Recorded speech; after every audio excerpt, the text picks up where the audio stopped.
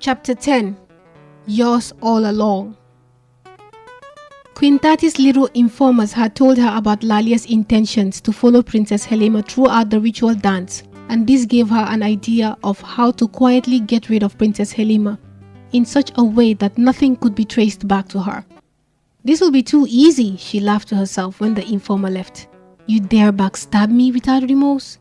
Let's see who will have the last laugh this time. The queen sniggered.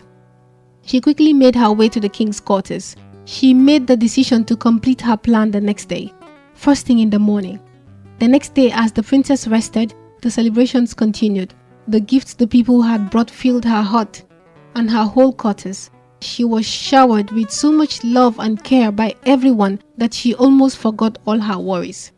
Lalia had sent Nayo to her to deliver her gift to the princess, as they were now subject of great scrutiny.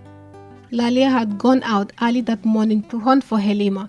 She prepared her favorite meal with the fresh meat she had, then pleaded with Nayo to secretly deliver it to her, since he was now part of the royal guards. Getting access into the princess's quarters would be easy for him. Nayo was quite surprised by Lalia's request, as they were supposed to be sworn enemies as far as everyone else was concerned.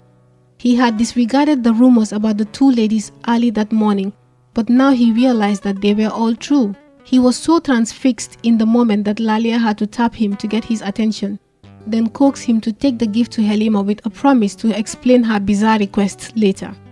As soon as the princess took one bite of her meal, she immediately knew who sent it. Nayo did not even get the chance to tell her who it was from, as he was left surprisingly gaping at her. Princess Helema was too busy devouring every piece, already assuming who it was from. Nayo could tell she knew, as she did not seem curious about where it came from. She was having the time of her life, enjoying all the attention she was being showered with. When the sun went down, it was like the whole kingdom was on curfew. The whole kingdom was quiet and everyone was holed up in their huts, with the doors tightly shut. They had cleaned all the jars and left them uncovered to collect rainwater. It was finally time for Helema to start her ritual dance, and after dressing up in her beautiful bead outfit, she headed out of her hut and started singing and dancing by herself. The place was so quiet that one could hear a pin drop.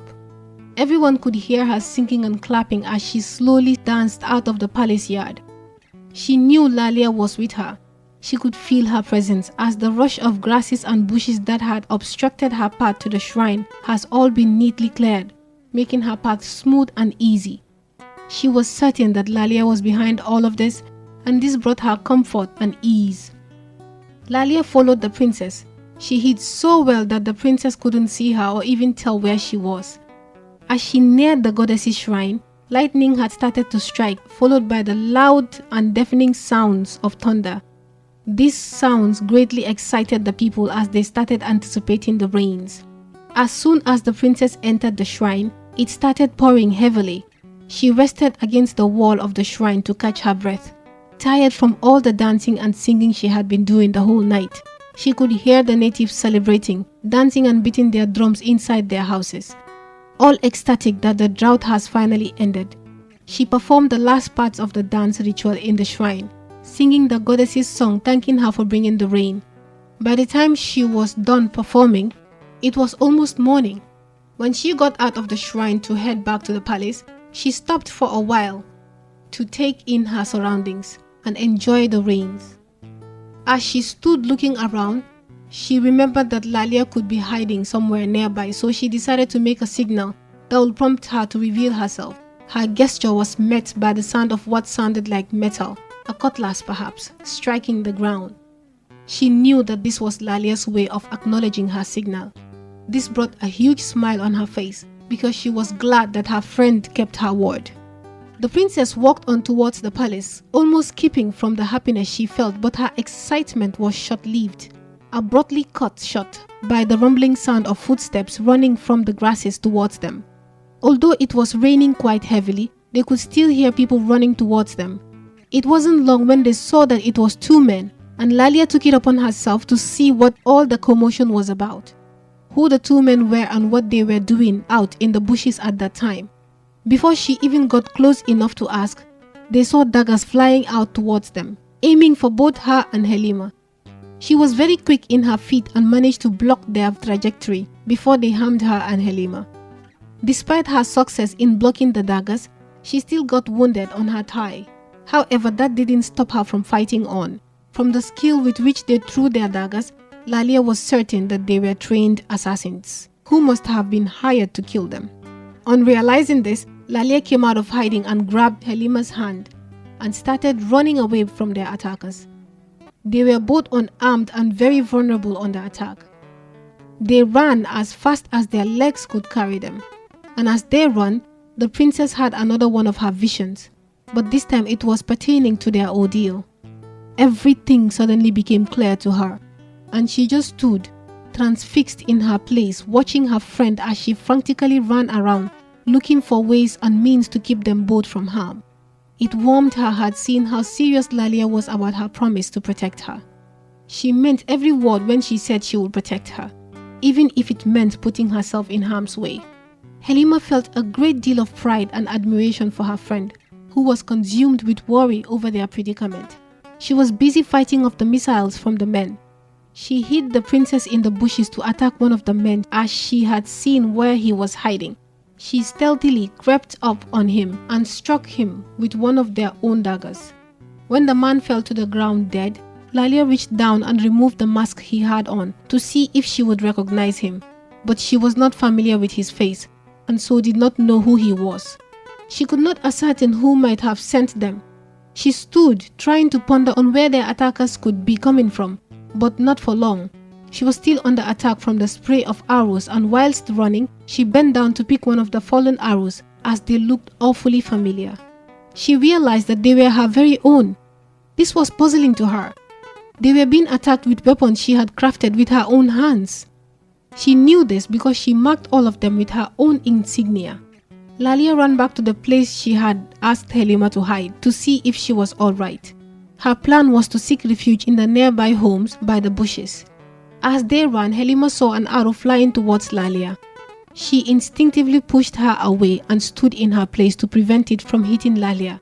Lalia had tripped from the push the princess had given her, and as she turned to see why she was so suddenly shoved, she saw that the arrow had hit the princess instead. The princess's whole body was shaking and she began to crumble to the ground when Lalia reached out to break her fall. She fell to the ground with the princess on her laps. Lalia let out a blood-curdling scream as she sat holding Halima in her arms. "No!" she cried out. She tried to pull the arrow out of Halima's body, but she resisted. Instead, Halima pushed Lalia to the side, out of the way of another arrow that was flying towards her, and she was hit again, this time on her arm. They were still under attack by the other assassin. Lalia, enraged, got up and ran to attack the man. The man continued shooting arrows as Lalia ran towards him.